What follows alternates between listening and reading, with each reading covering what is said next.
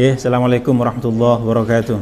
Waalaikumsalam warahmatullahi wabarakatuh. A'udzu billahi minasyaitonir rajim. Bismillahirrahmanirrahim. Alhamdulillah rabbil alamin. Allahumma shalli wa sallim ala sayyidina Muhammadin wa ala alihi wa sahbihi wa sallim. Rabbi shrah li sadri wa yassir li amri wahlul 'uqdatam min lisani yafqahu qawli. Rabbana la 'ilma lana illa ma 'allamtana innaka antal alimul hakim. ولا حول ولا قوة إلا بالله العلي العظيم. بسم الله الرحمن الرحيم. Yang terhormat dan yang saya hormati, yang saya cintai, rekan-rekan semua, lek kapi. InsyaAllah kita ke depan akan mengkaji kitab At-Tibyan fi Adabi Hamlatil Quran. Karya siapa? Karya Al-Imam Abu Zakaria Yahya bin Sharaf An-Nawawi radhiyallahu anhu ardah. Sebelum kita memulai ngaji kitab, mungkin ada perlunya kita mengenal siapa orang ini. Karena tidak mengenal maka tidak mengenal maka tidak tahu. Karena begini, setiap kita mengkaji sebuah kitab atau kita mengkaji sebuah ilmu, maka kita sangat penting untuk mengetahui siapa orang ini, pengarangnya siapa, kenapa kita harus mengkaji karya orang ini, kemudian kitab ini apa, agar kita tahu arah kajiannya kemana. Maka beliau ini adalah Al-Imam Al-Hafiz Al-Faqih Al-Muhaddis Nasirus Sunnah. Beliau adalah Al-Imam Abu Zakaria Yahya bin Sharaf An-Nawawi radhiyallahu anhu ardah. Beliau ini orang yang sangat luar biasa. Beliau itu lahir pada tahun 631 Hijriah. Tahun berapa? 631 Hijriah. Beliau lahir di daerah Nawa. Nawa itu daerah beliau. Nama beliau aslinya adalah Yahya bin Sharaf. Kemudian beliau lahir di daerah Nawa, maka dinisbatkan kepada tempat tersebut menjadi Nawawi. Sehingga pada akhirnya dikenal dengan nama penisbatan terhadap tempat beliau, Nawawi. Bahkan banyak dari kita hanya kenal Nawawinya saja, nggak kenal nama aslinya siapa. Siapa nama aslinya? Yahya bin Sharaf. Kemudian beliau itu mendapatkan dikunyahkan dengan Abu Zakaria, Bapak Zakaria. Tapi perlu diketahui, meskipun beliau itu berkunyah Abu Zakaria, bukan berarti beliau punya anak bernama Zakaria, enggak. Abu Zakaria itu kunyah. Nah, ini perlu teman-teman ketahui. Penggunaan kunyah itu banyak yang menjadi tradisi ya, di kalangan ahli hadis. Setiap ulama yang bernama Yahya rata-rata berkunyah atau dipanggil dengan Abu Zakaria, meskipun enggak punya anak bernama Zakaria. Bahkan Al-Imam An-Nawawi ini meninggal, beliau tidak menikah atau dikenal dengan jomblo selamanya.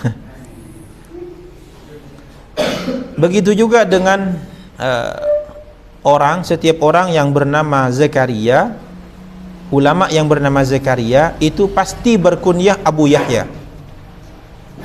Seperti Al-Imam Zakaria Al-Ansari, itu beliau berkunyah Abu Yahya. Namanya Zakaria, kunyahnya Abu Zakaria. Namanya Zakaria, berkunyah Abu Yahya. Dan itu biasa di kalangan para ulama. Kenapa? Itu karena tafaulan, meniru. Ada Nabi Zakaria, ada Nabi Yahya.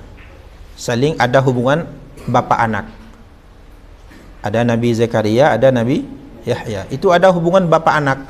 Maka setiap ulama yang bernama Yahya itu berkunyah Abu Zakaria, dan setiap ulama yang bernama Zakaria Abu Yahya, dan begitu selanjutnya.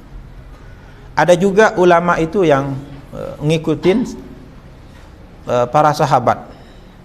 Setiap ulama yang bernama Ali itu kunyahnya pasti Abul Hasan. Kenapa? Karena mengikuti Sayyidina Ali radhiyallahu anhu ardahu wa karramallahu wajhah. Maka setiap ulama yang bernama Ali itu hampir semuanya berkunyah Abul Hasan, bapaknya Hasan. Karena Sayyidina Ali punya anak bernama Hasan, maka kunyah dari Sayyidina Ali itu Abul Hasan. Hingga semua ulama yang bernama Ali itu kunyahnya Abul Hasan. Abul Hasan Al-Asy'ari namanya Ali. Ada Abul Hasan Asy-Syadzili namanya juga Ali. Abul Hasan.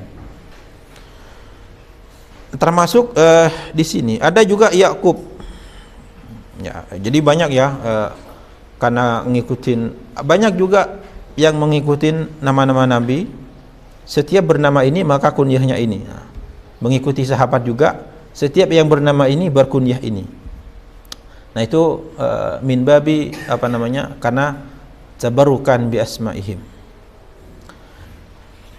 Termasuk Imam An-Nawawi namanya Yahya, maka kunyahnya Abu Zakaria, meskipun beliau enggak punya anak, bahkan tidak menikah. Al-Imam An-Nawawi ini yang kita kenal dengan An-Nawawi ini, ini orang luar biasa. Kita sering memberikan julukan kepada beliau itu dengan faqihul muhadditsin wa muhadditsul fuqaha. Bahkan kita nyebut juga wa muhadditsus sufiyyin wa sufiyul muhadditsin. Jadi Imam Nawawi ini orang yang menguasai banyak bidang ilmu. Di bidang fikih beliau adalah sayyidul fuqaha. Beliau adalah muharrirul mazhab, orang yang melakukan editor tarjih terhadap mazhab Asy-Syafi'i. Dalam ilmu hadis beliau adalah sayyidul muhadditsin, ketuanya ahli hadis pada zamannya. Dalam bidang yang lainnya juga begitu.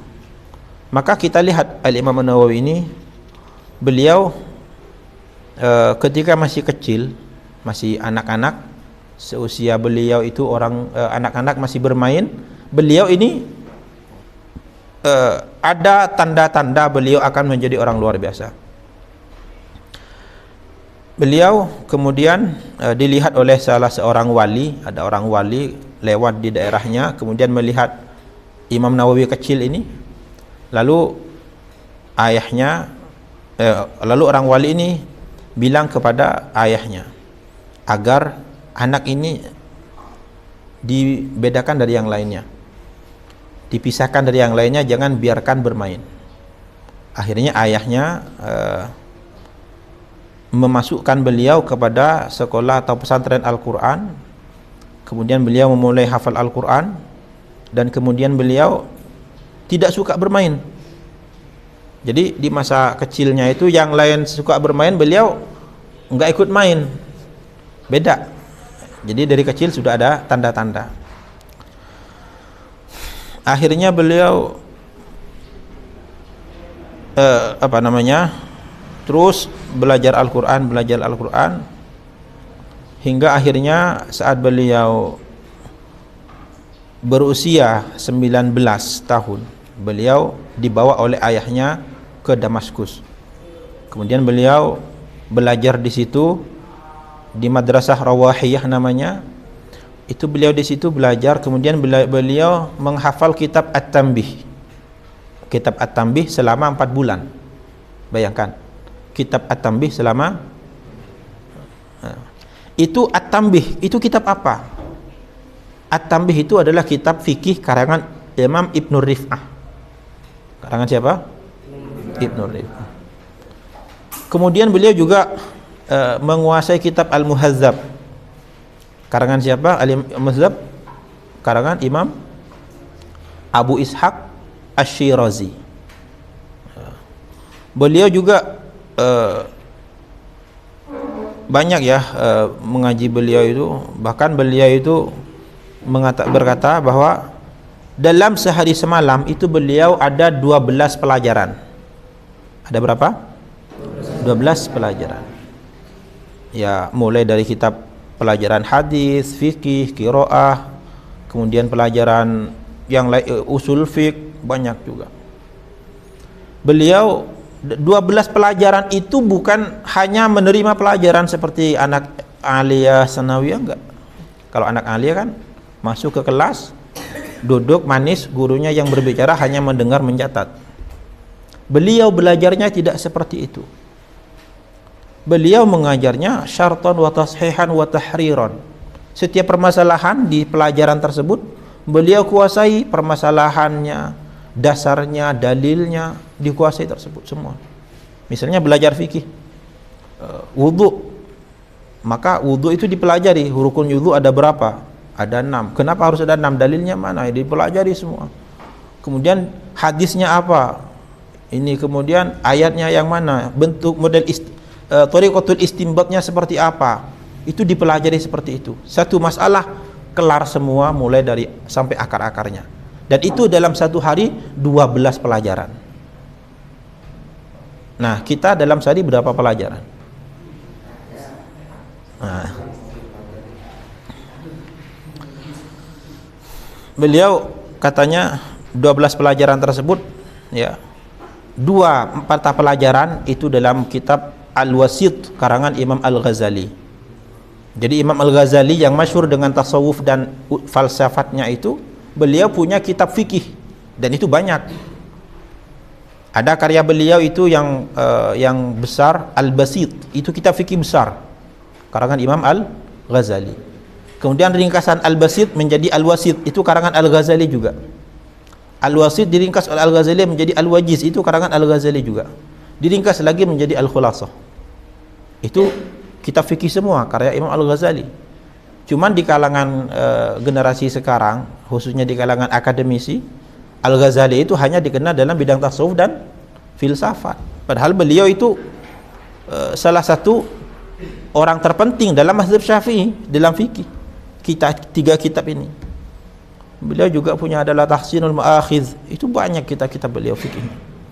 Nah, Imam An-Nawawi itu menekuni untuk 2 pelajaran, 2 mata pelajaran itu dalam kitab fikih Al-Wasit. Kemudian satu pelajaran beliau ngaji kitab Al-Muhadzab karya Imam Abu Ishaq Asy-Syirazi, kitab luar biasa yang kemudian Imam Nawawi memberikan syarah penjelasan kepadanya terhadap kitab Muhadzab yang dikenal dengan kitab Al-Majmu'. Ada juga beliau pelajaran dalam Al-Jam' Bainas Sahihain, gabungan antara Sahih Bukhari dan Sahih Muslim. Itu pelajaran beliau. Beliau juga ada pelajaran khusus Sahih Muslim. Ada beliau juga khusus kitab usul fiqh, yaitu kitab Al-Luma'. Beliau juga ngaji satu pelajaran juga untuk Asma'ir Rijal. Apa itu Asma'ur Rijal? Ngaji nama-nama rawi hadis. Ngaji nama rawi-rawi hadis. Jadi bukan ngaji matannya, rijalul hadisnya. Beliau kaji. Misalnya ada hadis, misalnya riwayat siapa itu? Haddatsana Qutaibah qala haddatsana Al-Laits. Nah, Qutaibah ini siapa? Al-Laits ini siapa? Itu dikaji. Misal atau dalam Sahih Bukhari misalnya Al-Imam Al-Bukhari meriwayatkan hadis qala haddatsana Abdullah bin Zubair Al-Humaidi qala haddatsana Sufyan qala haddatsana Yahya an Muhammad bin Ibrahim. Itu semuanya dikaji. Al-Humaidi ini siapa? Abdullah bin Zubair Al-Humaidi ini siapa? Lahir kapan? Wafat kapan? Dia berguru kepada siapa saja? Beliau mencari ilmu hadis ke mana saja? Kemudian beliau mendengar hadis ini kepada siapa saja? Kemudian beliau itu orangnya bagaimana? Kecerdasannya bagaimana? Kredibilitasnya bagaimana? Itu yang disebut dengan mengaji Asma'ur Rijal. Itu dikaji semua. Ini baru satu, Abdullah bin Zubair Al-Humaidi. Kemudian hadis yang riwayat Az-Zubair ini, Abdullah Al-Humaidi ini ada berapa hadis? Itu dikaji semua. Kemudian hadis riwayat Al-Humaidi dalam Sahih Bukhari ada berapa, dalam Sahih Muslim ada berapa, dalam At-Tirmidzi ada berapa, itu semuanya dikaji.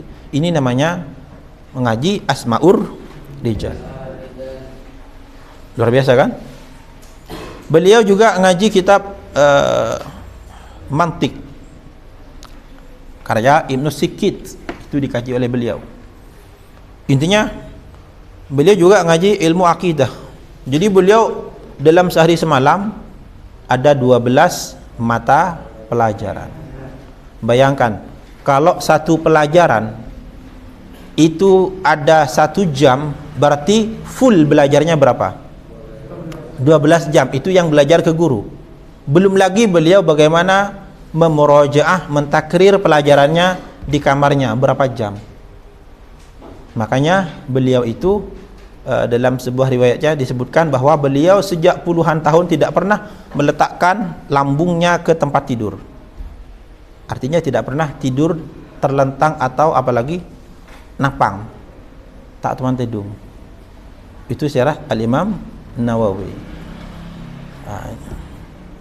Jadi kita harus mengetahui siapa Imam Agung ini yang kitabnya kita kaji agar kita dapat barokah beliau ya.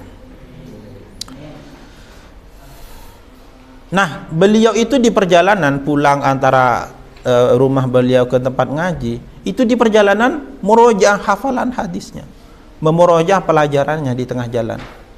Jadi hampir nyaris waktu beliau itu tidak ada waktu yang terbuang.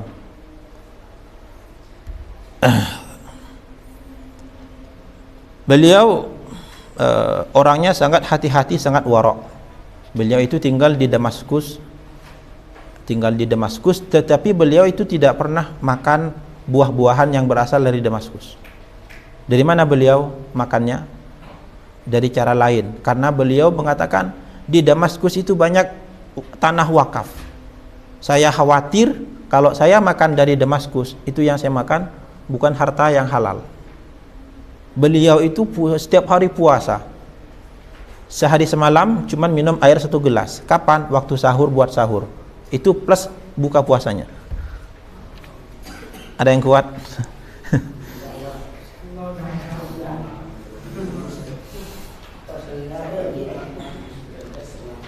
Beliau sangat luar biasa.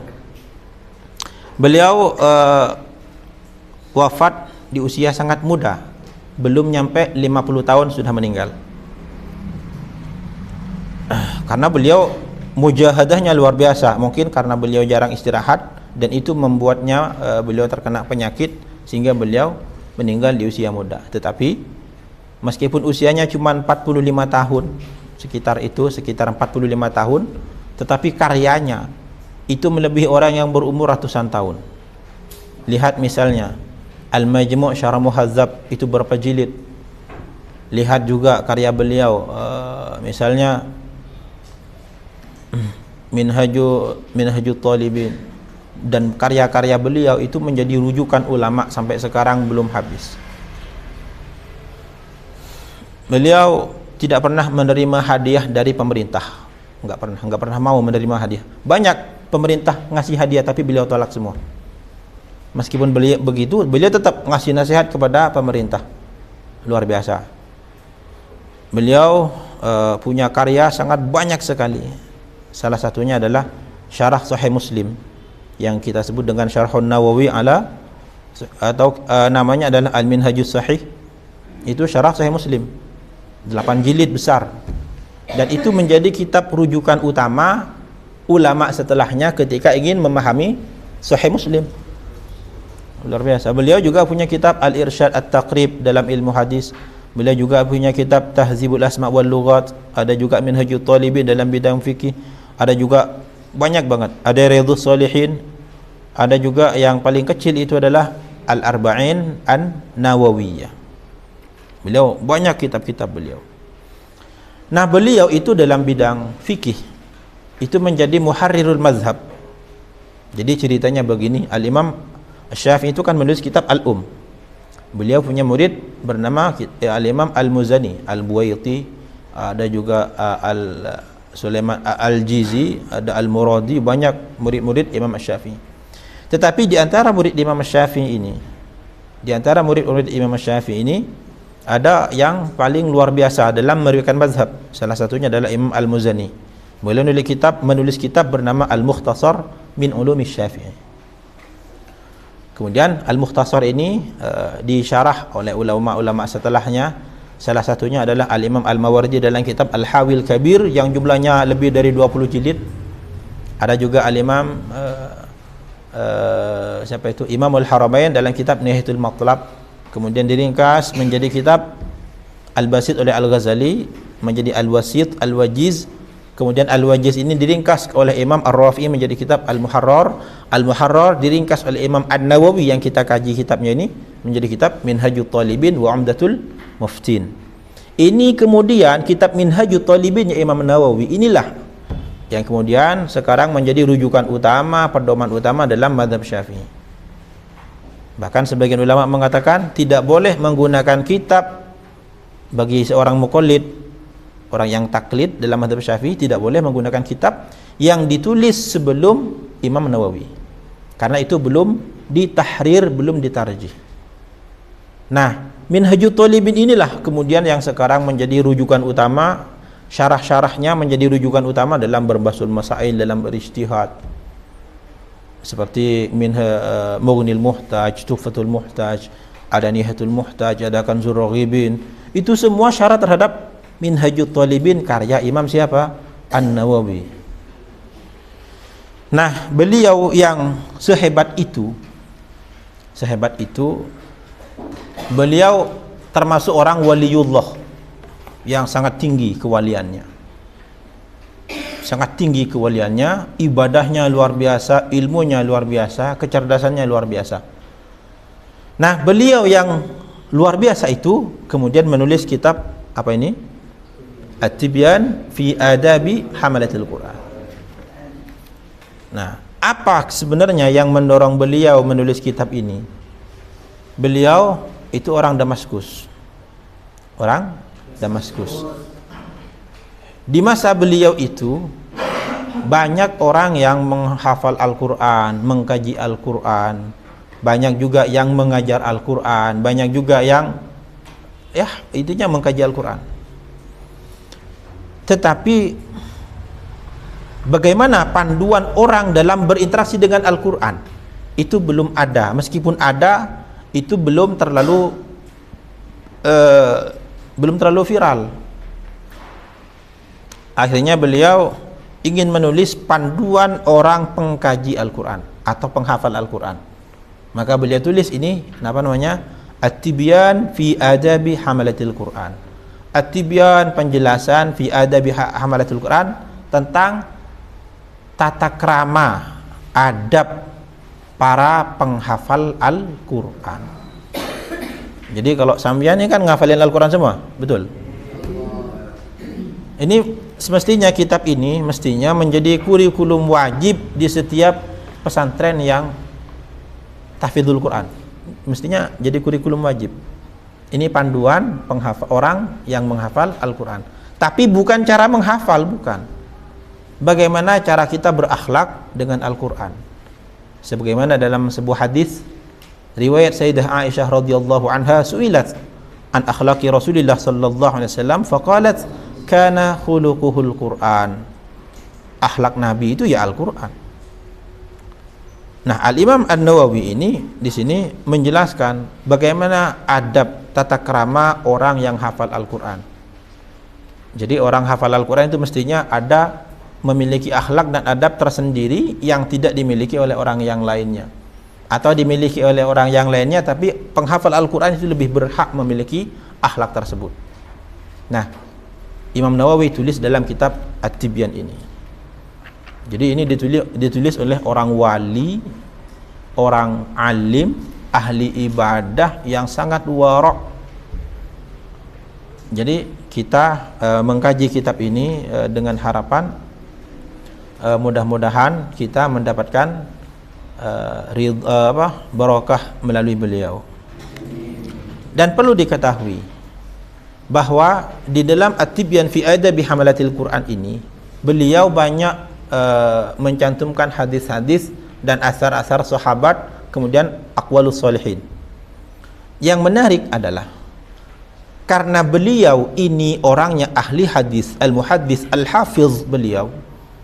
Jadi beliau tahu mana hadis yang sahih, mana yang hadis tidak sahih. Nah, di dalam kitab ini hampir sahih meskipun ada di antaranya yang dhaif. Ada. Berbeda dengan kitab Riyadhus Shalihin karya beliau. Kalau Riyadhus Shalihin itu tentang tasawuf, akhlak, hadis tapi isinya akhlak. Itu isinya hadisnya semuanya sahih, paling rendah itu hasan, tidak ada yang dhaif. Tetapi untuk di sini ada yang dhaif, ya. Maka oleh karena itu semoga dengan mengkaji kitab ini, ya, jangan lihat yang ngajar, ya. Kalau yang ngajar ini orang nggak jelas. Lihat kitabnya ini dikarang oleh siapa dan isinya apa, itu yang terpenting. Ini ditulis oleh seorang ulama luar biasa. Bahkan beliau itu orang luar mazhab Syafi'i pun mengakui beliau orang wali. Ada seseorang, salah satu karomahnya, beliau pernah kejadian. Jadi ada orang bermimpi tengah malam itu ada ucapan begini, kutibal lailata Abu Zakaria, itu dalam mimpi. Dan yang bermimpi juga ulama besar. Kutibal lailata Abu Zakaria. Apa artinya? Kutiba, diangkat menjadi wali kutub. Al-lailata, malam ini, Abu Zakaria. Siapa Abu Zakaria? Lalu orang ini bingung, siapa Abu Zakaria itu? Akhirnya dia keliling kota Damaskus nyari siapa ulama yang bernama Abu Zakaria. Kemudian pada akhirnya orang yang bermimpi ini tibalah di sebuah majelis pengajian yang diisi oleh Imam Nawawi. Oh, ini Abu Zakaria ya? Iya. Dia diam dengerin pengajiannya. Kemudian setelah pengajian selesai, orang ini dipanggil oleh Imam Nawawi. Mimpi semalam jangan bicarakan ke siapa-siapa selama saya masih hidup. Kaget. Belum cerita langsung dibilangin. Jadi orang ini yang bermimpi belum cerita tentang mimpi, Imam Nawawi langsung panggil sini. Mimpi semalam jangan ceritakan ya. Rahasiakan selama saya masih hidup. Itu karamah beliau. Jadi kutibal laila. Jadi kalau berdasarkan mimpi tersebut, ya beliau wali kutub. Nah, itu luar biasa. Sudah kenal dengan Imam Nawawi? Insyaallah ya. Beliau wafat tahun 676. 676 ya. Jadi umurnya hanya sekitar 45 tahun atau sekitar itulah. Tetapi karyanya luar. Dan beliau enggak menikah. Tapi enggak menikah bukan karena enggak ada yang mau ya. Cuma karena beliau terlalu suka terhadap ilmu. Luar biasa. Oke, kita langsung masuk pada al-babul awal.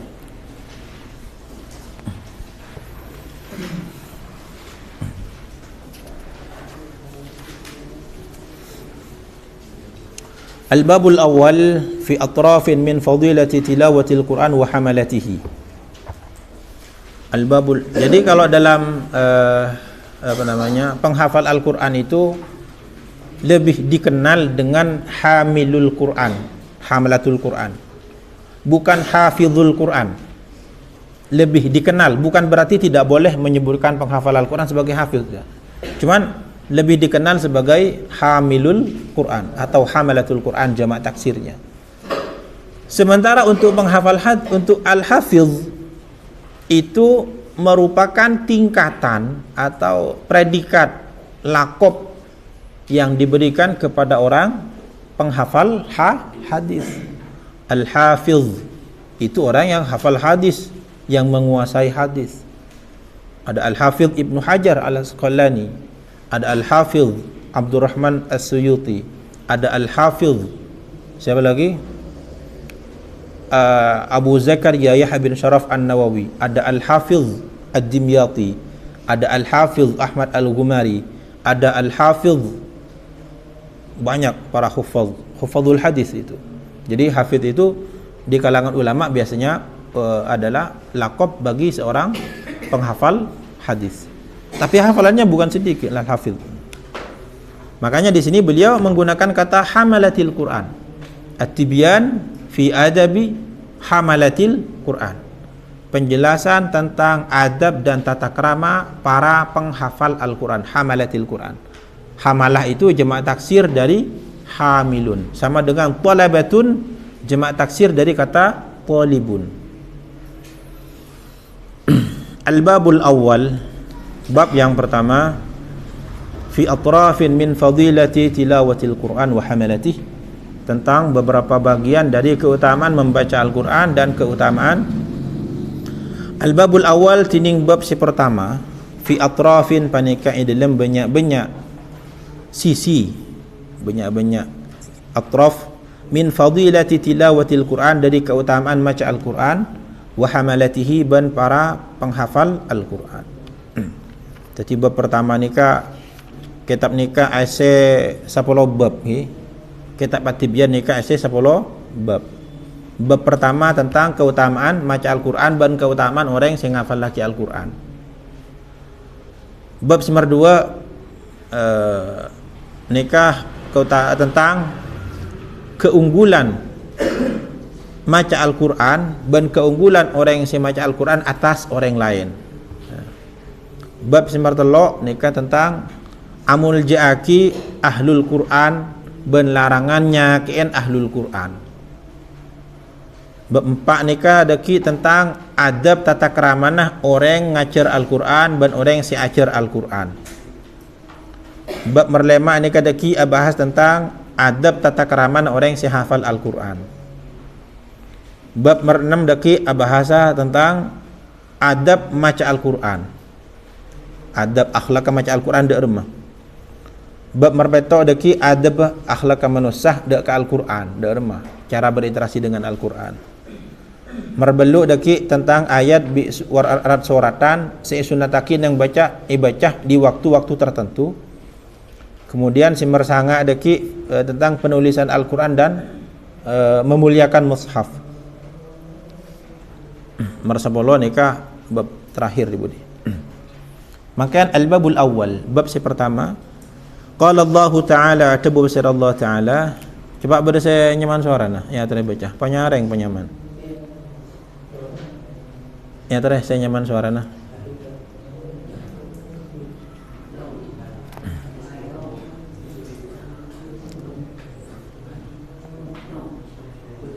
La macah siapa? Saya nyaman. Ala aki terus baca ya terus baca. Innal ladzina ni.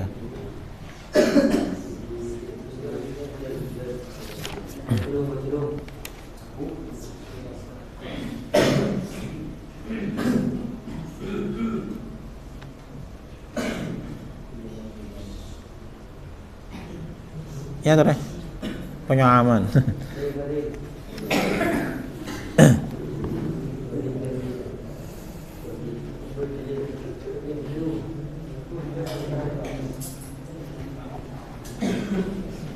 Sebelum si nyaman suara nih. Yang kita nyaman suara tak ada pambian. Coba ambian baca. Baca ya. Kita lihat. Qala Allah Ta'ala, tabu besar Allah Ta'ala.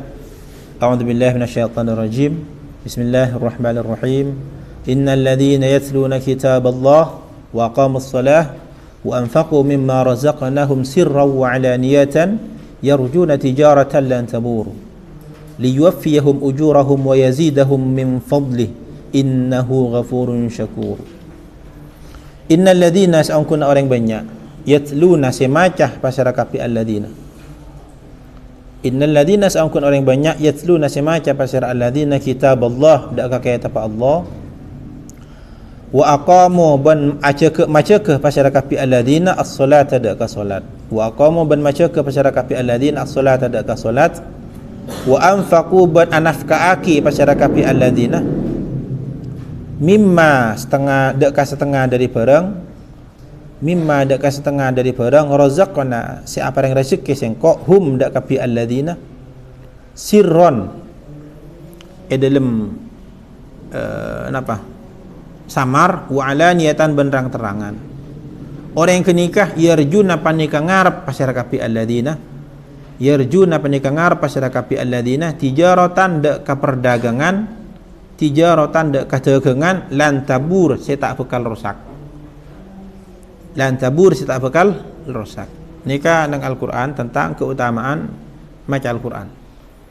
Kata sebut taki innal ladzina yasluna sesungguhnya orang yang membaca Al-Qur'an satu. Wa aqamus shalah orang tersebut juga mendirikan salat. Wa anfaqu mimma razaqnahum kemudian mereka juga menafkahkan sebagian rezeki dari Allah.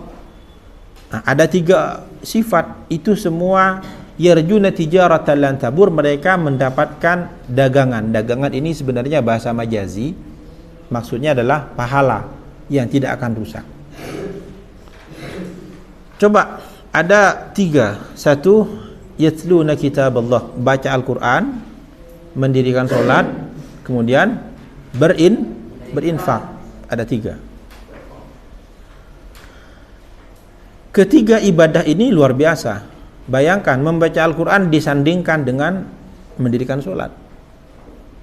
Kemudian disandingkan juga dengan berinfak. Padahal cuma baca Al-Quran.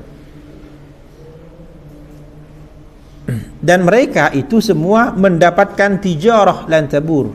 Yang namanya tijarah itu apa tijarah? Tijarah itu adalah taqlibul mal li ajli ribhi.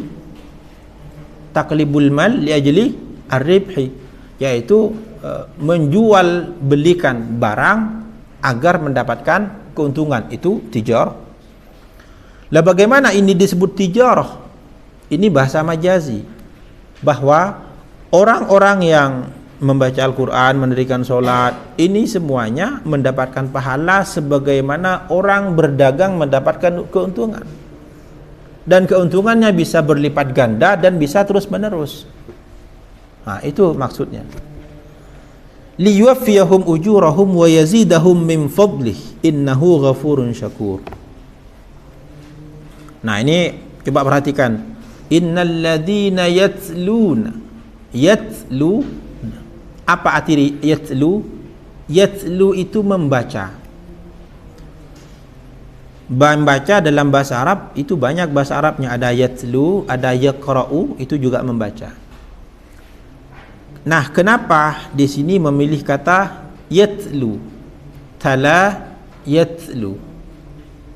Ada ya, jadi bahasa Arab dari membaca itu banyak ya. Ada tala yatlu, ada qara'a yaqra'u. Itu mungkin 2 dulu. Kenapa pakai tala yatlu tidak pakai yaqra'una? Kenapa di sini pakai yatlu? Ingat, kata tala yatlu itu huruf dasarnya sama dengan tala yatlu yang punya arti mengikuti. Kan yatlu ada yang makna mengikuti. Karena yang dimaksud di sini membaca Al-Qur'an tidak hanya sekedar membaca, tetapi mengikuti hukum-hukum yang ada di dalam Al-Quran. Itu yang dimaksud.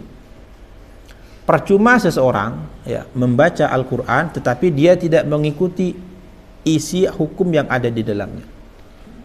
Jadi pemilihan kata yatlu di sini tidak menggunakan kata yaqra karena ada pesan di dalamnya bahwa yang dimaksud di sini tidak sekedar membaca, tapi membaca sekaligus mengikuti kandungan Al-Quran. Jadi kalau ada teman-teman hafal Al-Quran, itu nggak usah, saya udah hafal Al-Quran, enggak, jangan. Kalau Anda belum mengamalkan isinya. Kemudian waqamus shalah, mereka juga mendirikan sholat. Kemudian mereka juga wa anfaqu, bernafkah, berzakat, sedekah. Ini baru dia mendapatkan keuntungan luar biasa. Kalau hafal Al-Quran jangan kalau cuman menghafal tapi tidak sholat, hafal Al-Quran jarang sholat, hafal Al-Quran kemudian sholatnya agak jelas, nah, itu jangan diandalkan. Lanjut. Kemudian wa aqamus shalah, ini juga kenapa menggunakan aqamus shalah, kenapa tidak langsung mengatakan wa shallau? Innal ladzina yatluna kitaballah, sesungguhnya orang yang membaca kitab Allah, wa shallau, dan solat. Kenapa enggak menggunakan itu? Tapi menggunakan wa aqamus shalah. Karena begini, di dalam solat itu, ini ya, kita yang diperintahkan bukan hanya menciptakan solat, enggak. Tuntutan dari Al-Qur'an, dari Allah Ta'ala itu bukan kita menciptakan suasana dan gerakan solat semata, tidak. Seperti yang apa jam, enggak, bukan itu. Tapi membuat solat itu berdiri. Membuat solat itu berdiri. Berdiri, yang namanya makhluk hidup itu kalau bisa berdiri kalau ada ruhnya. Tanpa ruh kita semua mati, betul. Solat juga begitu. Solat tanpa ruh itu mati. Maka kita dalam solat bukan hanya menciptakan solatnya, tapi bagaimana solat itu memiliki ruh. Apa ruh dari solat? Ruh dari solat adalah ikhlas dan khusyuk. Ikhlas dan khusyuk. Itu baru solat itu punya ruh. Ketika solat punya ruh, maka solat itu menjadi hidup. Ketika solat menjadi hidup, maka solat dapat mempengaruhi orang yang melaksanakan solat. Jangankan solat, manusia kalau mati dia tidak bisa berbuat apa-apa, betul? Begitu juga solat. Kalau solatnya nggak punya ruh, maka dia tidak akan merubah kita menjadi lebih baik. Padahal dalam Al-Quran dijelaskan, innas salata tanha lil fahsya wal munkar. Solat dapat mencegah kita dari kekejian dan dari kemungkaran. Nyatanya banyak orang solat tetap begitu. Kenapa? Karena dia solatnya tidak hidup, tidak ada khusyuk, tidak ada ikhlas. Maka solatnya ya solat mati. Solat mati tidak bisa berbuat apa-apa, sebagaimana orang mati nggak bisa buat apa-apa. Jangankan untuk orang lain, orang mati jangankan untuk orang lain, untuk dirinya sendiri saja dia tidak bisa. Mun orang mati etorot, ikakan ola nang bakun, betul? Tapi mun orang odi, benika bukan hanya bisa menjaga dirinya sendiri, tapi dia bisa membangun bangunan. Begitu juga solat. Solat kalau sudah ruhnya sudah ada, ikhlas dan khusyuk, maka pasti bisa tanha anil fahsya wal munkar. Jadi kalau kita misalnya punya akhlak kurang baik, contoh kita nggak ada rasa malu sama sekali, dan kita misalnya punya sifat angkuh, kita punya sifat kurang baik, bagaimana cara memperbaikinya? Perbaiki solat dengan cara ketika sholat perhatikan kekhusyuannya dan perhatikan keikhlasannya. Maka dengan dirinya sendiri nanti di dalam hati kita akan muncul rasa malu. Kemudian rasa angkuh itu akan hilang dengan sendiri. Karena itu adalah janji Allah, inna sholata tanha anil fahsya wal munkar. Makanya di sini menggunakan wa aqamus shalah, tidak menggunakan sallu atau sallau. Makanya perintah-perintah sholat itu wa aqimus shalah, bukan sallu dalam Al-Quran. Wa aqimus sholata wa atuz zakah. Karena kita ini diperintahkan bukan hanya menciptakan suasana solat, bukan, tapi bagaimana solat itu hidup dengan ruh di dalamnya, yaitu dengan ikhlas dan khusyuk. Makanya Al-Imam Al-Ghazali itu berkata, solat yang diterima itu ya solat yang khusyuk. Kalau khusyuknya pas lagi takbiratul ihram, ya yang diterima yang itu. Nah, kalau yang khusyuk pas lagi sujud, yang lain sujud enggak khusyuk, ya yang itu yang dapat yang diterima. Khusyuknya pas lagi takbiratul ihram, Allahu akbar ya, khusyuk. Habis takbiratul ihram ingat ka bakso pentol nasi. Maka yang diterima kata Imam Al-Ghazali itu yang takbiratul ihramnya saja. Ya. Tetapi itu sudah luar biasa. Yang penting ada khusyuknya saja udah luar biasa. Karena memang kadang dari awal sudah enggak ingat apa-apa. Sementing hafajang itu salah ya. Jadi prinsip sementing hafajang kurang tepat. Yang benar adalah solatnya harus khusyuk, harus hidup solatnya. Wa anfaqu mimma razaqnahum. Kemudian mereka menginfakkan. Nah, ini juga kita kaji ini. Anfaqu mimma razaqnahum. Ini luar biasa. kata-kata di sini. Wa anfaqu, mereka menginfakkan. Apa yang mereka infakkan? Mimma razaqnahum, dari apa yang aku kasih, kata Allah. Jadi ketika kita berinfak, jangan merasa, jangan saya telah menolong orang, itu kurang pas. Kenapa? Karena di sini razaqnahum, Allah yang ngasih rezeki. Maka ketika kita ngasih sedekah, zakat, nyantuni anak yatim, maka kita harus hadirkan di dalam hati, ini rezeki Allah yang Allah titipkan melalui saya untuk orang anak yatim. Ya, jangan sampai, karena ayatnya razaqna, aku kasih rezeki, kata Allah. Maka jangan ngambil hak na di situ. Na itu adalah Allah, itu jangan diambil. Oh, ini hasil kerja saya. Oh, ini hasil kerja saya, ini hasil keringat saya. Kemudian saya akan salurkan kepada anak yatim. Oke, menyantuni anak yatimnya betul, tapi menganggap ini hasil keringat saya, itu kurang pas. Tapi kita, ini rezeki dari Allah yang Allah titipkan kepada saya untuk diberikan kepada anak yatim. Itu yang lebih pas. Kemudian ini juga luar biasa. Wa anfaqu mimma razaqnahum. Ini anfaqo ini kan menafkahi kepada siapa? Ya, betul. Pertanyaannya, kepada siapa? Ini enggak dijelaskan.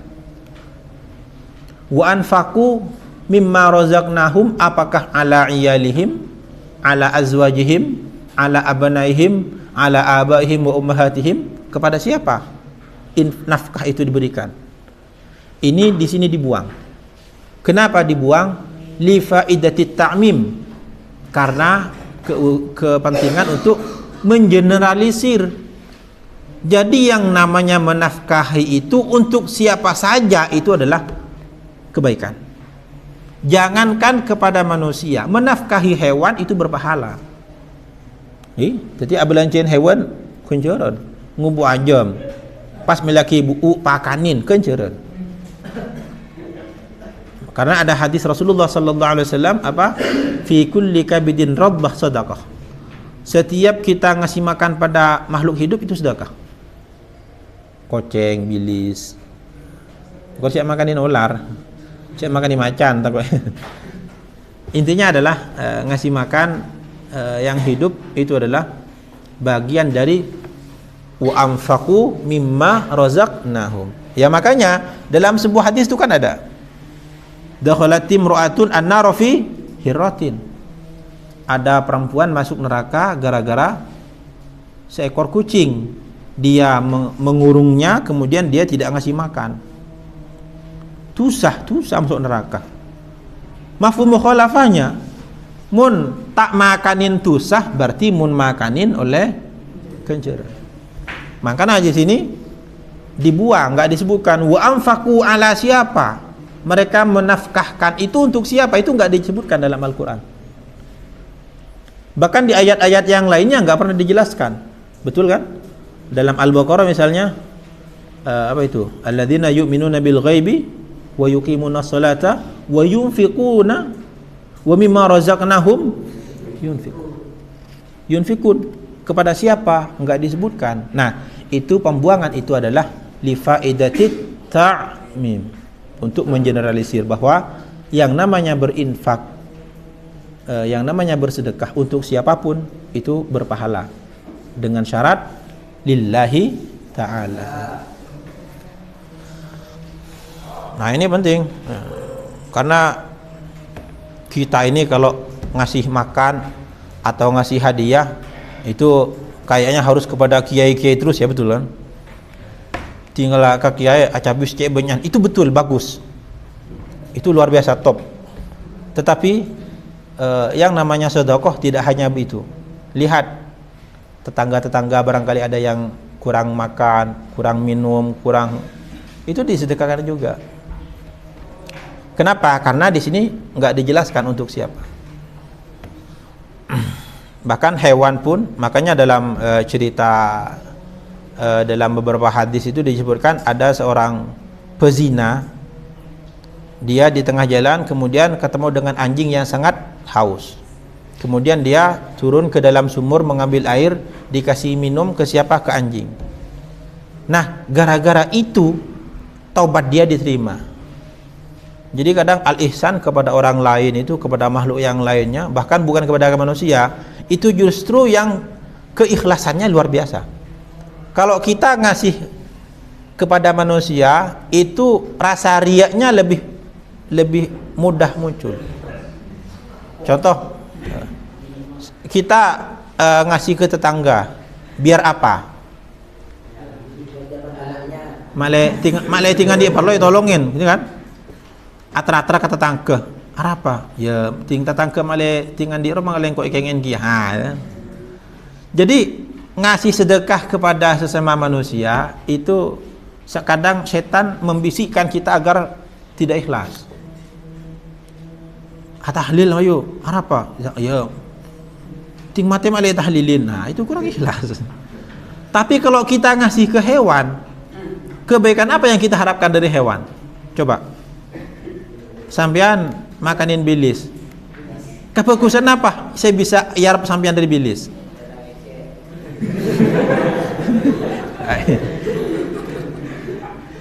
Jadi keikhlasnya sangat bisa jadi di situ. Ikhlasnya sangat berpotensi. Mun sampean ari beri kata tangke. Mak letak ke bacin tetangke, mak leting ngani parlo abah tolongin. Lebih nyumpeng tetangga di acara nyumpeng, mali abah tinggal di acara pada sompeng kia. Kini kemana beri ke manusia? Kemun sampean beri ke hewan misalnya. Beda apa? Sereng bini kilo makan ni nginumin pate. Kebaikan apa yang diharapkan? Malah tinggal di perlu itologin, tak mungkin. Malah isi sedekah kia, tak mungkin sedekah. Tetih, mun sedekah ke hewan nikah, rasa riyaan karo lebih sekoni. Ya, bukan berarti jangan bersedekah kepada manusia, enggak. Itu maksudnya kenapa di dalam banyak hadis itu banyak orang justru karena ngasih makan dan minum kepada hewan. Termasuk Al-Imam Al-Ghazali. Al-Imam Al-Ghazali itu pernah dimimpiin oleh seseorang. Imimpian. Amimpeh sampun Al-Imam Al-Ghazali saya beda orang amimpeh. Imam Ghazali kata apa? Alhamdulillah gula masuk surga. Sebab kenapa sampean? Sebab kitab enten. Anapa? Lamba gula waktu ngarang kitab. Kan lamba nikah, bol benar agak nikah. Saya tinta si beda cair. Perapaan ngarang kitab beda lalak nginum tinta nah. Beda lalak nginum tinta.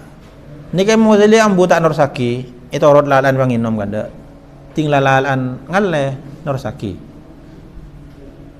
Dalam mepekila disebut lagi nikah gara-gara berbuat kebaikan pada seekor lalat. Kenapa? Karena di situ ikhlasnya luar biasa. Apa yang diharapkan? Kebaikan apa yang diharapkan dari seekor lalat?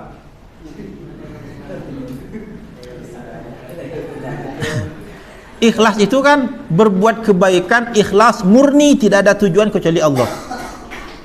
Selama perbuatan itu ada embel-embel keinginan-keinginan yang lainnya yang bersifat duniawi, itu bukan ikhlas. Ketika kita membiarkan lalat minum, kebaikan apa ya? Timbal balik apa yang bisa diharapkan dari seekor lalat? Tidak ada. Yang bisa diharapkan satu, apa? Pahala dari Allah. Makanya luar biasa. Termasuk sampean makanin manuk, kebaikan apa yang lebih? Nuk perek misalnya. Mun nok keteran mungkin untuk dijual, tapi mun nok perek misalnya. Jadi mun tro banyak kenceran seikhlas ngebu hewan. Ya, enggak, itu betapa pentingnya ikhlasnya. Wa rawaina an Utsman bin Affan radhiyallahu anhu qala Rasulullah sallallahu alaihi wasallam khairukum man ta'allama al-Qur'ana wa 'allamahu rawahu Abu Abdullah Muhammad bin Ismail ibn Ibrahim al-Bukhari fi sahihi alladhi huwa asahhul kutub ba'da al-Qur'an. Asahhul kutub ba'da al-Qur'an. Kemudian Al-Imam An-Nawawi di kedua di sini menampilkan hadis riwayat dari Utsman bin Affan. Rasulullah sallallahu alaihi wasallam bersabda, khairukum man ta'allama al-Qur'an wa 'allamahu. Sebaik-baik kalian adalah orang yang belajar Al-Qur'an dan mengajarkan Al-Qur'an kepada orang lain. Ingat, ini sabda Nabi. Khairukum, sepaling baik kalian. Jadi paling baik kalian adalah orang yang mau belajar Al-Quran. Nah, ini penting. Belajar Al-Quran itu belajar bagaimana? Hadis ini sering digunakan oleh khairukum man ta'allama Al-Quran, oleh orang yang menghafal Al-Quran dan menghafal tajwid dan belajar tilawah. Ini banyak digunakan oleh itu. Itu enggak salah. Tetapi ilmu yang lain juga berhak menggunakan ayat ini. Contoh, ada orang mengkaji ilmu fikih, itu berhak menggunakan ayat ini. Kenapa? Fikih itu sebenarnya adalah belajar Al-Quran dari sisi hukum-hukumnya. Tajwid adalah belajar Al-Quran dari sisi cara membacanya. Tilawah adalah mengkaji Al-Quran dari sisi memperindah bacaan. Qiraatus sab'ah asyarah atau yang 13 itu mempelajari Al-Quran dari sisi kaifiyatul adanya. Belajar fikih juga itu belajar Al-Quran dari sisi hukum-hukumnya.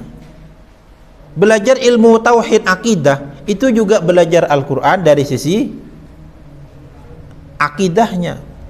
Kemudian belajar apa lagi? Ilmu nahwu, niatkan itu belajar Al-Quran dari sisi cara membacanya. Maka semua itu adalah belajar Al-Quran. Nah, kebanyakan, ya saya tidak mau menyalahkan ya, ini tidak salah. Hadis ini digunakan oleh orang yang belajar tilawah. Khairukum man ta'allama Al-Quran wa 'allama, hanya tilawah. Enggak, bukan hanya tilawah. Semua ilmu yang bersumber dari Al-Quran itu berhak menggunakan hadis ini. Sebaik-baik kalian adalah kalian yang mau mempelajari Al-Quran dan mengajarkannya.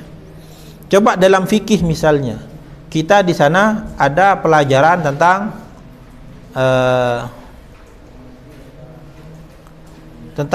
hutang piutang, bagaimana hukum transaksi ini, ya betul?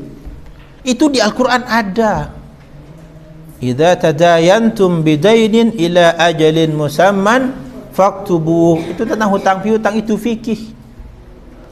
Ilmu warisan. Belajar ilmu waris itu sebenarnya sedang mempelajari Al-Quran dari sisi ilmu warisnya. Yusikumullahu fi auladikum lidzakari mithlu hadzil unsayain. Ada ayat lagi, walakum nisfu ma taraka azwajukum illam yakul lahunna walad. Itu waris. Itu belajar Al-Quran. Jadi ilmu-ilmu yang bersumber dari Al-Quran itu semuanya berhak menggunakan ayat ini, hadis ini. Khairukum man ta'allama Al-Quran wa 'allama. Sebaik-baik kalian adalah kalian yang belajar Al-Quran kemudian mengajarkannya. Al-Quran itu banyak sisi-sisinya, seperti mutiara, banyak sisi-sisinya. Ada yang mempelajari tajwidnya, itu bagus. Ada yang mempelajari hukumnya, bagus. Dan semuanya bagus. Dan lebih bagus lagi kalau seseorang menguasai semuanya. Jadi khairukum man ta'allama Al-Quran wa 'allamah ini tidak hanya berlaku untuk satu fan ilmu saja, tetapi semua ilmu yang bersumber pada Al-Quran itu masuk dalam hadis ini. Wa 'allamah, kemudian mengajarkannya.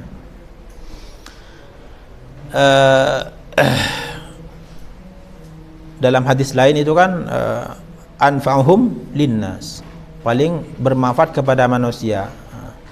Khairun nas anfa'uhum linnas, sebaik-baik manusia adalah mereka yang paling bermanfaat kepada manusia.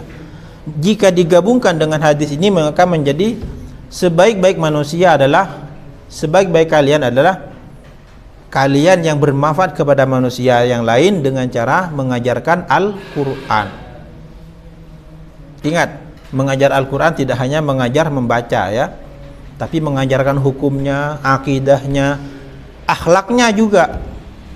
Al-Quran itu ada banyak akhlaknya. Bahkan Rasulullah sallallahu alaihi wasallam itu dipuji, wa innaka la'ala khuluqin azim. Akhlak, ilmu akhlak bagian dari mempelajari Al-Quran. Begitu juga dengan belajar ilmu kisah-kisah, itu juga bagian dari belajar tentang Al-Quran. Jadi Al-Quran itu luas dan semuanya berhak menggunakan hadis khairukum man ta'allama Al-Qur'ana wa 'allama. Jam berapa? Oke, tak usah banyak Ya, semoga kedepannya istiqomah. Dan sampai di sini. Subhanakallahumma wabihamdika asyhadu an la ilaha illa anta astaghfiruka. Oke, sebelumnya barangkali ada yang mau ditanyakan? Ya, Tre. Tentang ilmu mantik. Apa yang dimaksud dengan ilmu mantik?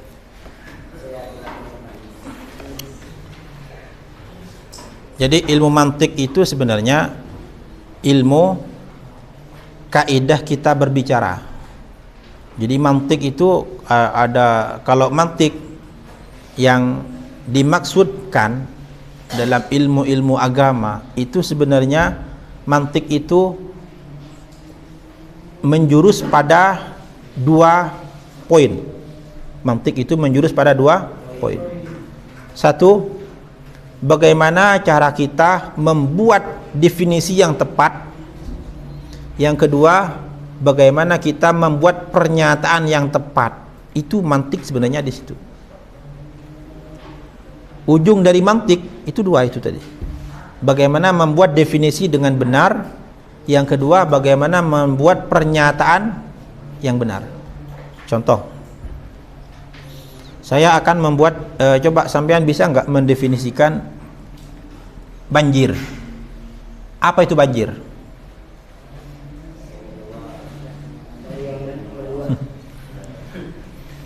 Apa itu banjir? Bisa nggak didefinisikan? Atau yang berhubungan dengan ilmu agama misalnya. Coba, apa definisi dari sholat?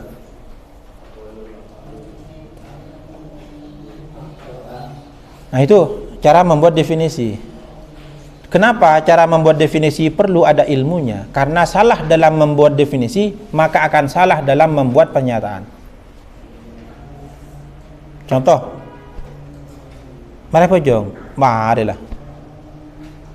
Tanya lagi, apa pojong canban? Kan solat, mas solah, as-solah huwa as-solatu ala rasulillah.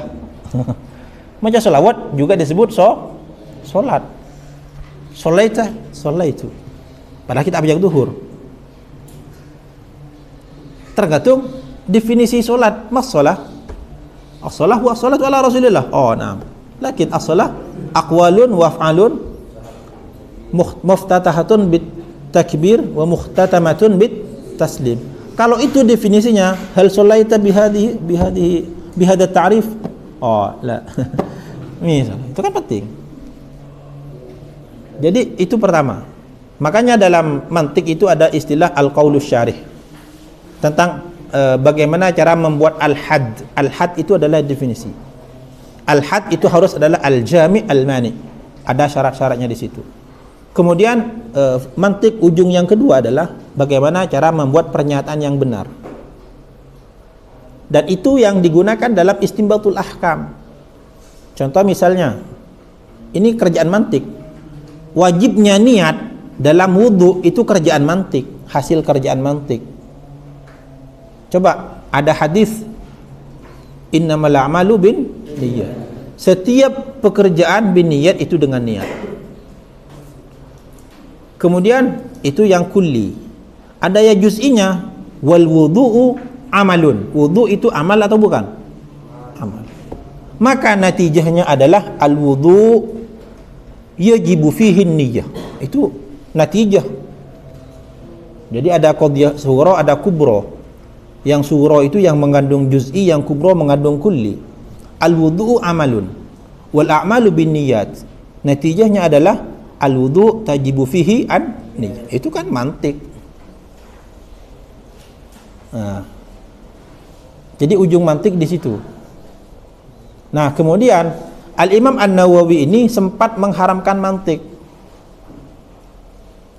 dalam kitab apa itu namanya, Fabnus Salahi wan Nawawi harrama wa qala qaumun yanbaghi ayyu'lama. Fabnus Salahi wan Nawawi harrama. Ibnu Salah dan Imam An-Nawawi itu mengharamkan mantik. Wa qala qaumun yanbaghi ayyu'lama. Sebagian ulama bahkan banyak mengatakan mantik perlu dipelajari.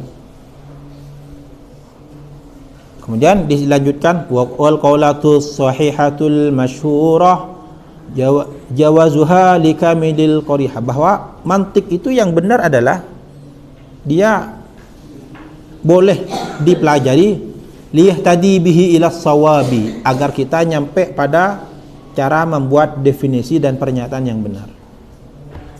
Makanya Al-Imam Al-Ghazali itu di muqaddimah kitab Al-Mustasfa beliau mengatakan man la ma'rifatal bil mantiq la thiqata bi ilmi.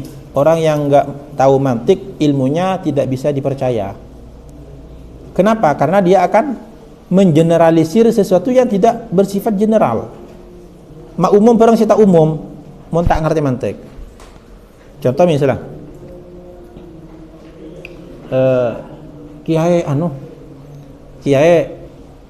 napa kiai? Kiai beri ada sate. Oh, berarti kiai makanan favorit itu sate. Nah, itu kan membuat kesimpulan yang kurang tepat. Berarti kiai kesukaan ke sate. Contoh, Rasulullah teman ngastanin rasopan bernapo putih. Kemudian diambil kesimpulan, oh berarti Rasulullah libur ke teh putih. Pas tak libur ke berdesa lain.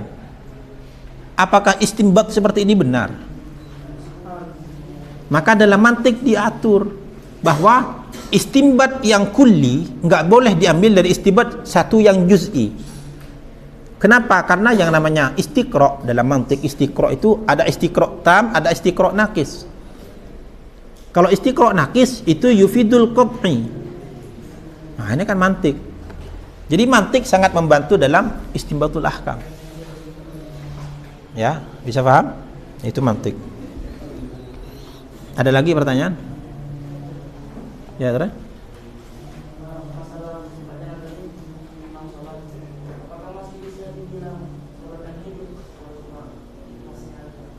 Gimana?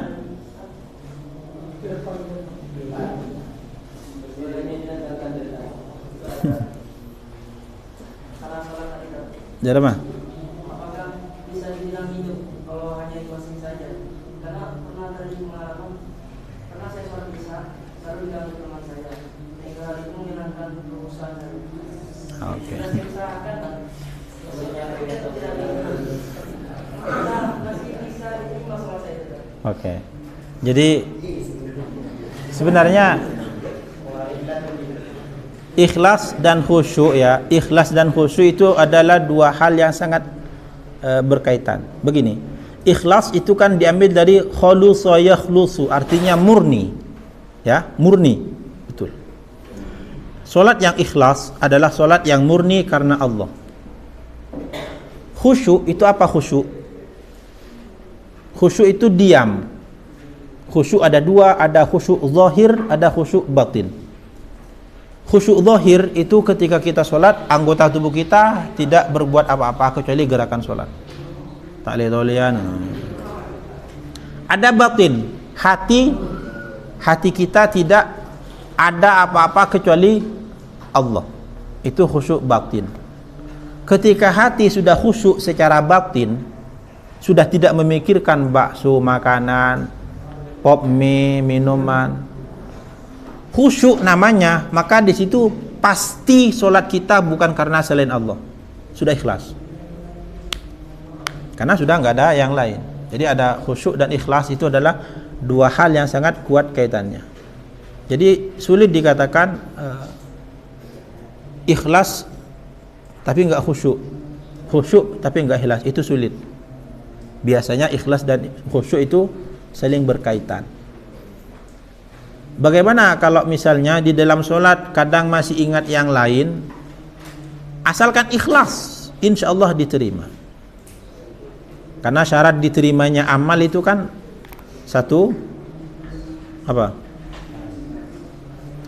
Salah satunya adalah muwafaqatul kitab was sunnah, harus sesuai dengan aturan Alkitab dan As-Sunnah. Yang kedua adanya al-ikhlas. Itu syarat amal kita diterima. Ya, asalkan udah ikhlas, insyaallah diterima. Beda boleh ya, Tore?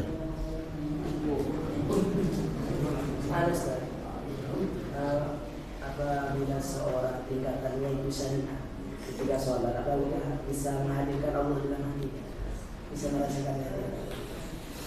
Apa itu syariah?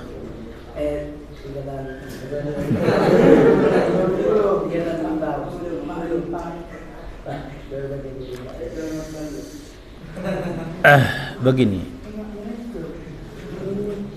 menghadirkan Allah di dalam hati itu apa yang dimaksud? Maksudnya adalah begini, contoh menghadirkan seseorang dalam hati itu bukan berarti orangnya ada di dalam hati, ya. Misalnya sampean mencintai seorang perempuan, ya. Sampean ingat terus kepada orang tersebut, maka itu artinya perempuan itu hadir terus di dalam hati sampean. Maka yang dimaksud menghadirkan Allah di dalam hati adalah hati selalu ingat kepada Allah. Dan ketika kita melihat khalqullah, makhluk Allah, maka kita langsung ingat kepada Allah. Kita melihat gunung yang besar, kita ingat betapa kuasanya Allah. Gunung makhluknya saja ini luas, sudah begini. Kita melihat lautan luas, air yang sangat luas, kita ingat berarti kekuasaan Allah lebih luas dari lautan ini. Kemudian ketika kita melihat keindahan alam, maka kita lihat betapa indahnya makhluk Allah. Itu namanya menghadirkan Allah di dalam hati. Jadi itu enggak ada hubungannya, tidak ada tolak belakangnya. Oh, saya masih dikatakan syariah. Loh, emang begitu? Syariat itu aturan dari Allah. Kalau orang sudah mengikuti aturan Allah, apakah sangat bertentangan dengan cara menghadirkan Allah dengan cara yang tadi? Tentu tidak. Jadi apa yang dimaksud syariat tadi? Syariat itu aturan dari Allah. Ketika kita melaksanakan aturan Allah, kemudian kita menghadirkan Allah dengan cara yang tadi, yaitu memang begitu seharusnya.